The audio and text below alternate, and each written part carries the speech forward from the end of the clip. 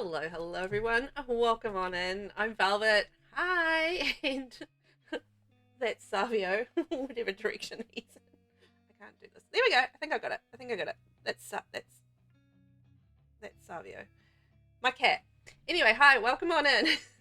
I am Velvet. I am a YouTuber and streamer from New Zealand who plays a lot of The Sims 4. Probably way too much, but hey, I love it. So you know what? I'm not going to stop.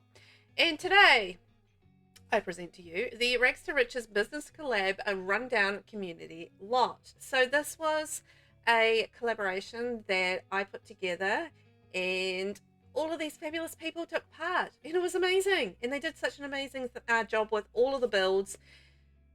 We recreated Nordhaven into two distinct areas. We had the Rags area and we had the Riches area, and it was all about businesses and creating businesses within the world and redoing the world basically. So for this particular lot, this is in Nordhaven. There is I think it's a 50 by 40 lot, and it's just like a community small business venue lot, and it's really run down. I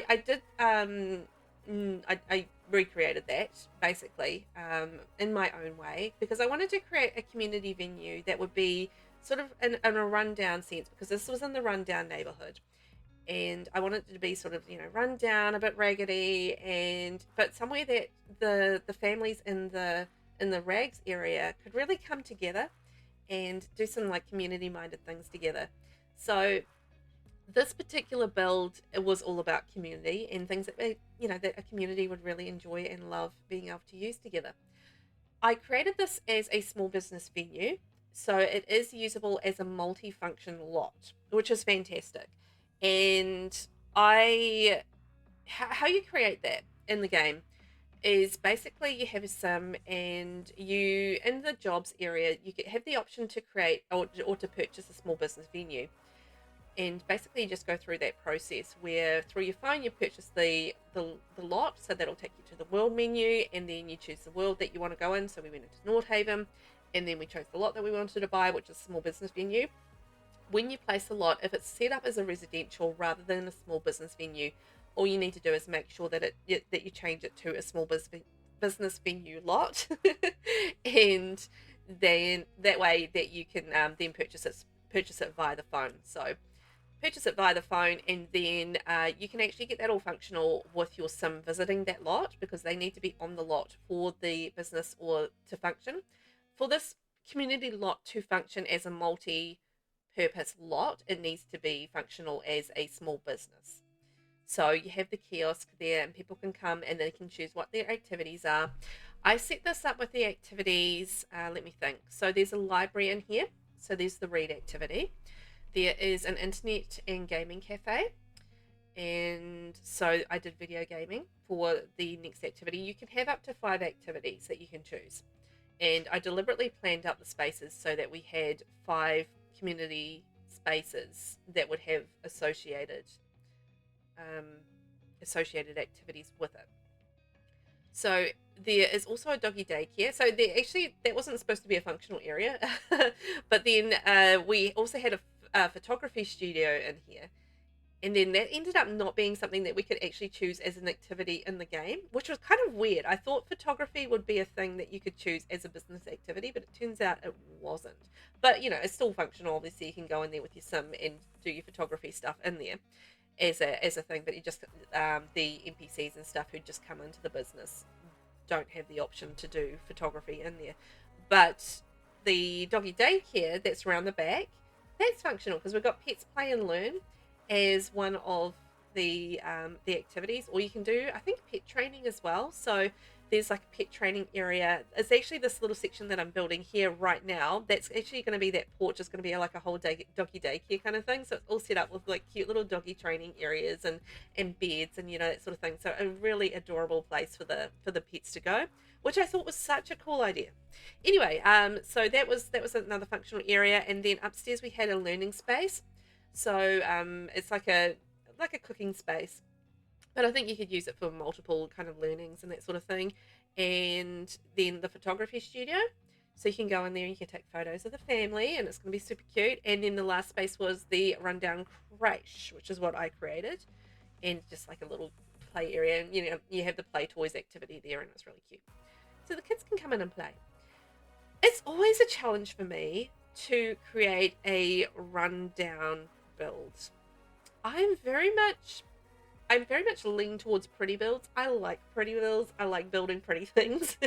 So when I have to go in and build something that's less than pretty, it's pretty in its own way, right? But yeah, it's not like the pristine, pretty, ready to go house. It's like it's a bit run down. It's a bit raggedy, a bit gross, and in places, it's not as nice as what I'm used to. But it's a challenge, and I really enjoyed it. And I created this as well as a strip mall, so like a rundown strip mall. So that was the other major community lot that we had in the rags area of this collaboration, and it was actually a lot of fun. It's quite interesting because you have to use different build by items to what you would normally, or what I would normally use. So I felt like I really got to dig into the build by catalog and actually use some items that I just normally wouldn't. So like having the bus stop out the front, and like little bike stand. Well, I quite often use bike stands, to be honest, but yeah, like little bike stand out the front, and just like the sunken roof with the tree growing out of it, and the sort of the hedgy kind of debuggy fence. Oh, there's a train going past. Yay. Um, like little touches, and just like graffiti, and the broken, cracks on the wall, and all those sorts of things, just using all those around the place, and just like the more raggedy things. It was just, quite fun to actually dig into those items in the game, because they're not items that I get to use all that often. So I think that was really the fun part for me, is just really exploring those items, and getting to play with them a little bit. Do something a little different, which is always fun. I always appreciate that. Really hoping my cat doesn't start licking his butt. That would be really good if he doesn't do that. If he has been licking his butt, I haven't actually really been paying attention. I apologize. It got a little gross. Anyway, so there's all sorts of things that you can do around this community lot as well. So, if you're in here and you just want to go and spend some time there, like there's obviously the little bit of a grotty pool. There's the tree house. See you later, Savio. There's a swing, there's a wishing well, there's the basketball thing, boop. So there's heaps of things to do in here. So it felt like a real community space where people can come and do a whole lot of different things. So really liked that idea. I thought that would be, a really fun thing for a gameplay side of things, get in there and do different gameplays. So yeah, that's basically a big chunk of the build and what we were doing there, which I thought was a lot of fun. And I did have we had Obsessed Simmer did the library, Kara underscore XIII did the internet cafe, or the gaming cafe, internet gaming cafe, and then CHICKENPOPS did the learning space, Lost Time Machine did the doggy daycare and the photography studio, and I did the CRECHE. So it's just like, it's a big coming together of a whole lot of different simmers. And, that's just the tip of the iceberg as far as the collaboration went, because we had a whole lot of different simmers joining in this collaboration, which is just wonderful. There was like residential business lots. So, I think there was 9 residential business lots with different businesses all around Nordhaven. And then there was the community lot, which we're building today. There was the luxury mall, which is already out on the channel, so you can check that out. And that had like a whole lot of shops as well as businesses in it, and a whole lot of other simmers building in there. And then we had the rundown strip mall as well, which again, just, different simmers building in there and a different vibe. So again, just that small business venue and multifunctional lot. So I think it's really cool, and it's just come together so nicely. I was so proud of this collab and how everybody just brought these amazing ideas to it. I thought that was so cool. Yeah, anyway, so this is a lot of just digging around in debug, I think, at some point. You just, because we don't have a whole lot of game items in game. I mean, there's a few, but there's not like a whole heap. There's like, as far as, like the little piles of rubbish and like building materials and this and that and the next thing, just those little things that give that atmosphere of being a little bit run down. Maybe, they're constructing or they're updating, this and that, or It's just materials left behind from, you know, different activities or different things that have happened in the community centre. It's just, you know, a whole lot of just debris of a variety of debris, and you don't get a lot of it in the actual game items. I feel like you get a lot more of it from debug. So, you know, doing this sort of build, I feel like you do really need to dig around in the debug menu. There are a few packs that are obviously lend themselves towards being a little bit more rundown, and I feel like the basement treasures kit is good for that. Werewolves is exceptional for that. Really, really good. What other packs did I really use? Those are probably the two main ones. Just honestly, werewolves was just a absolute winner on that. But there's still, you know, the odd little bits and pieces like Life and Death. I think. Oh yeah, Life and Death. Life and Death was another good pack for sort of the rundown thing.